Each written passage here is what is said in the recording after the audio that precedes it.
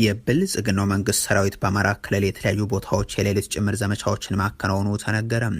የፋኖ ኃይሎች በበርካታ የክልሉ ስፍራዎች የደፈጣ ጥቃቶችን አድርሰናል፣ የከባድ መሳሪያ ድብደባዎችም ተፈጽመዋል ብለዋል።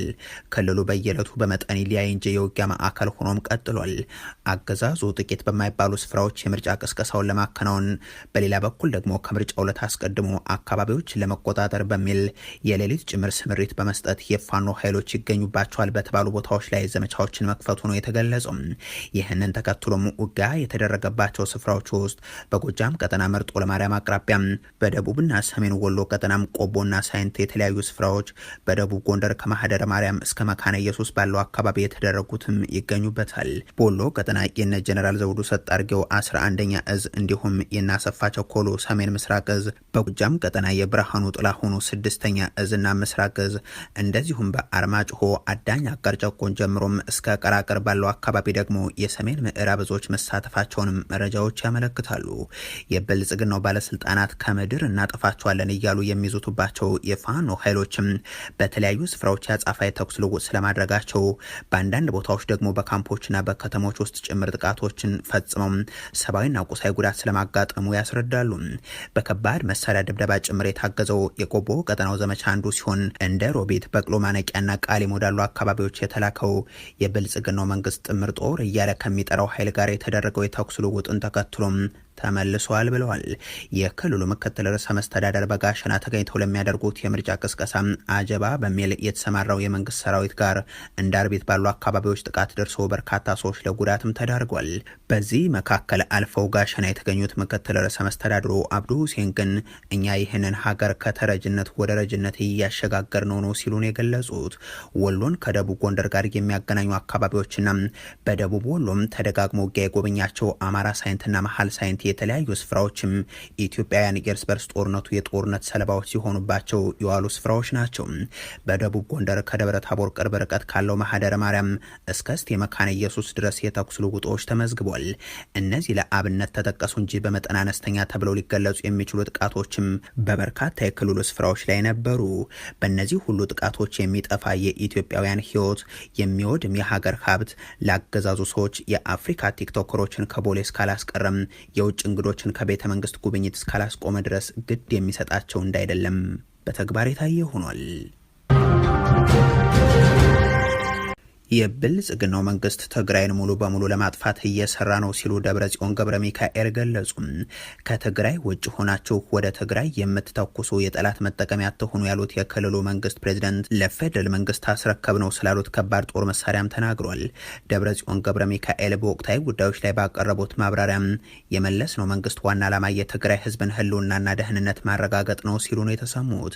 ብልጽግና የፕሪቶሪያው ስምምነትን ሲያፈርስ እንደቆየ የሚናገሩት ፕሬዝዳንቱም ከትግራይ በኩል ግን ችግሩ በውይይት እንዲፈታ በሚል ተስፋ መስዋዕትነት እየተከፈለ ቆይተናል ሲሉም አስረድቷል። ለ3 ዓመታት ሙሉ ችግሩ ይፈታ እንደሆነ ብለን ታገስን። ነገር ግን ስምምነቱ ሲፈጸም የነበሩ ውሳኔዎች ሁሉ ተትተው የብልጽግናው መንግስት ትግራይን ሙሉ በሙሉ ለማጥፋት መስራቱን ቀጠለም ብለዋል። ደብረጽዮን ከመሻሻል ይልቅ ችግሩ እየተባባሰም ትግራይ በክልከላዎች ውስጥ እንድትገባ ተደርጓል። ወታደራዊ ከበባም ተፈጽሞባታል። የተላለፉ የተናጥል ውሳኔዎችም ስምምነቱ በየጊዜው እየፈረሰ እንዲሄድ አድርገዋል በማለትም አክለዋል። ብልጽግና ገብሮ ዘሎ ግን ያው ንፈልጦ ኢና ማለት እዩ ታስምዕ ፕሪቶሪያ ፍሪሱስ ክባን ዕፅዋን ናብታ ናይ ቀደም ገሊካ ዝገደደ ነዳዲ ሒዝካ ዝክልከል ልዕሊ ዓመት ገይረሉ ብልጽግና ስምምነቱን በመጣስ ክልከላና ከበባ ውስጥ አድርጎናል። ደሞዝ፣ መድኃኒት፣ ሸቀጥ፣ ጥሬ ገንዘብ ከልክሏል። ተፈናቃዮች ከሞቱት በላይ ካሉት በታች ሆነው ነው ያሉት። ዛሬም ግን እኛ ሰላም እያልን ነው። ይህ ሁሉ ግፍ እየደረሰብን ስትራቴጂክ ምርጫችን ሰላም እንደሆነም እየገለጽን ነው። ስምምነቱን ያፈረሰው ራሱ የፌደራል መንግስቱ ነው። በእኛ በኩል ምክር ቤቱ ቀደም ብሎ ወደ ስራው መመለስ ነበረበት ነው እያልን ያለ ነው። ነገር ግን ውሉን ለማስፈጸም ሶስተኛ ወገኖች ጣልቃ ገብተው ግፊት ካደረጉ እያልን ስንጠብቅ ኖረናል። ከተስተካከለ ብለንም ትጥቅ ስናስረክብ ከግዛቶቻችን ወራሪ ኃይሎች እንዲወጡ ነበር ውሳኔው። 2015 ላይ ከባድ መሳሪያ የሚባሉትን አስረክበናል። በምላሹ ግን ግዛቶቻችንም ተፈናቃዮችም ሊመለሱ አልቻሉም። ዳግም ግንባታም አልተከናወነም። ካብ ጥቅምት እንዳሐርኩና ተቆራርሰ ያመት ጥቅምቲ ወይ ፍርቂ ስደድ ወይ ዜሮ ያለፈው ጊዜ የህዝብ ስልጣን ባልተረጋገጠበትና የስልጣን ባለቤትም ከትግራይ ህዝብ ወጥቶ ወደ አዲስ አበባ በተዛወረበት ሁኔታ ያለፈ ስለመሆኑ ገልጸው ይህንን ማስመለስ ነው አሁን የተከናወነው በማለትም አብራርቷል። ይህ የጦርነት መንስኤ ሊሆን አይችልም፣ ለድርድርና ንግግር ትክክለኛ መስመር እንጂ የሚሉት ደብረጽዮን በተለይም ለትግራይ ክልል የመደራደር አቅምን የሚያሳድግ ነው ባይ ናቸው። ከክልሉ ለወጡ የትግራይ ኃይሎችም ጥሪ ሲያስተላልፉ ተሰምቷል። ከትግራይ ውጭ ሆናችሁ ወደ ትግራይ የምትተኩሱ ሰዎች ልብ ግዙ፣ የጠላት መጠቀሚያ ማትሆኑ፣ የፖለቲካ ልዩነት ካለን በንግግር ነው የምንፈታው፣ በተኩስ አይደለም።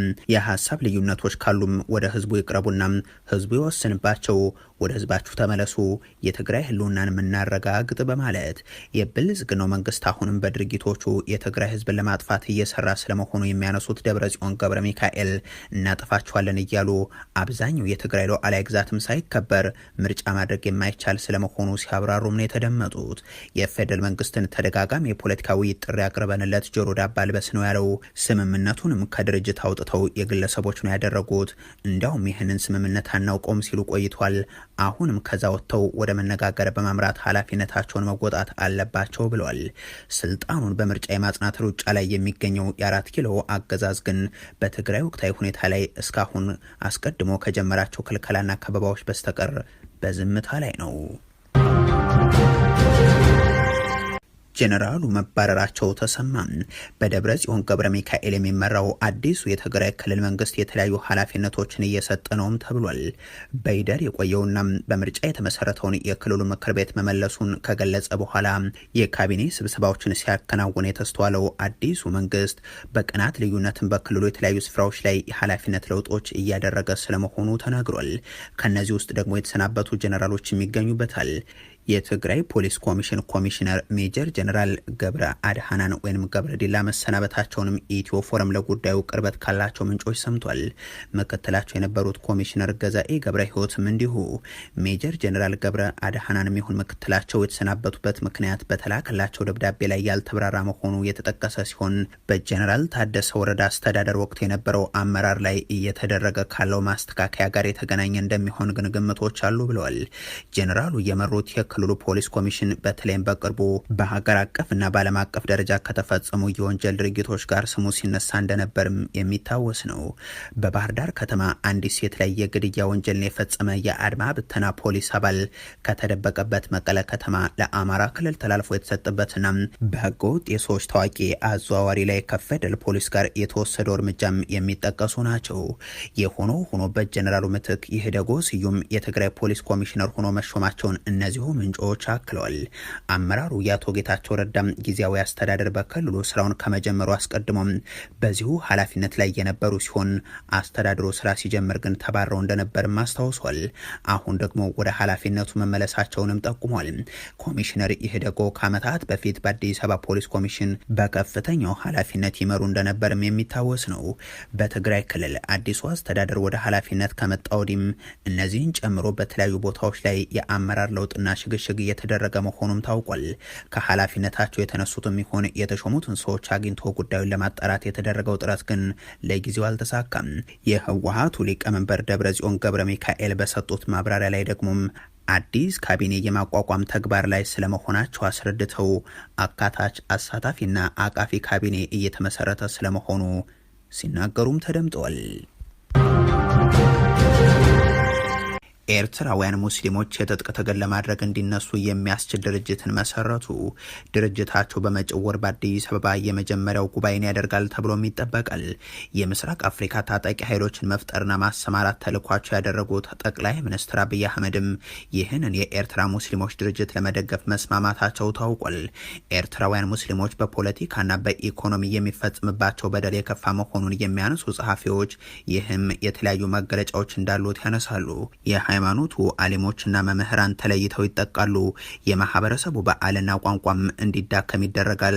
የህዝብን ስብጥር ለመለወጥ በሚል ሰበብ የሙስሊሙ ማህበረሰብ መሬቶች እንዲቀሙ ይደረጋል። አብዛኛው የሀገሪቱ ህዝበ ሙስሊም እንደሆነ ቢታመንም በሻዕቢያ ደጋፊ ደገኛ ክርስቲያኖች በሀገሪቱ የፖለቲካ ውሳኔዎችና ውክልና ውስጥ ቦታ እንዳይኖራቸው ተደርጓል እያሉም ይዘረዝራሉ። እንዲህ ያለውን ጭቆና ለመሟገት በኤርትራ ውስጥ ሙስሊሞች ልዩ ልዩ ሙከራዎች ከዚህ ቀደም አድርገዋል። በ2013 የተደረገው የተካሄደውን መፈንቅለ መንግስት ሙከራ የመሩት ሙስሊም የሰራዊት አባላት ሲሆኑም ተይዘው ተገድለዋል። በአስመራ ሙስሊም ትምህርት ቤት ውስጥ የሚፈጸም በደልን ለመቃወም የተደረገው ሙከራም ሻዕቢያ በኃይል አክሽፎታል። ከዛ በፊትና በኋላም የሀገሪቱ አገዛዝ ሙስሊሙን የህብረተሰብ ክፍል በተለየ ያጠቃል የሚል ክስ ሲቀርብበትም ኖሯል።